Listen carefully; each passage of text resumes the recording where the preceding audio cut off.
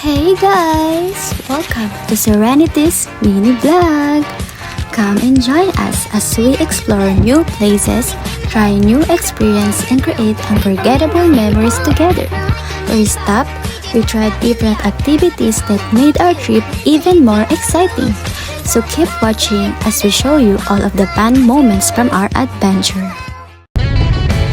From Balagtas, sumakay kami ng bus ride to Moa at sobrang tagal ng biyahe namin dyan. Kaya natulog na lang ako sa sobrang init. Time check, it's already 9:25 AM at nandito pa rin kami sa biyahe. Minsan kasi, nasa-stuck kami sa traffic pero buti pa siya chill lang. Charan!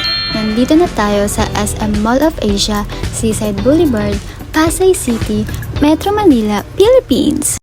We're going to skate! Excited na kaming itry itong bagong experience dahil matagal na namin gustong subukan to. Skate? Ano? Tara!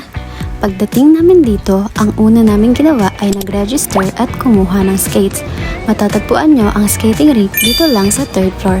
Kayo bahala kung ilang oras ang gusto nyo dahil nakadepende kasi sa price kung magkano at ang kinuha lang namin dyan ay 2 hours for only 360 pesos each.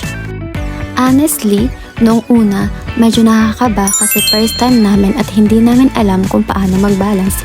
Ilang beses kayo muntik matumba pero part talaga yun ng buhay. Kailangan lang ng practice dahil wala namang magaling agad sa umpisa. May mga first timers din at may mga magagaling talagang mag-skate kaya nakakatawang panoorin habang hinihintay mong masanay ka rin. Habang nag-iikot kami, mas lalo naming na-enjoy kasi hindi naman kailangan magaling agad. Kahit dahan-dahan lang, that's okay. Just enjoy the moment. It's not about being perfect, it's about enjoying. At the end of the day, the important thing is that you had fun. Takot! Mamahulog ka. Sige.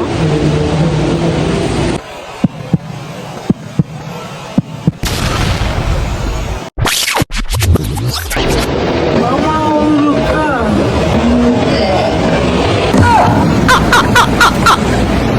Since first time namin mag-skate, nag-avail kami nitong bare additional for only 120 pesos para makatulong sa balance. Siya po nagtutulak sa akin. Kasi mas magaling po siya sa akin. What? Isa po siyang world champion. Overall, sobrang saya na experience namin at sulit talaga siyang subukan. Kung naghahanap kayo ng banding activity o kung gusto nyong matry ang skating, highly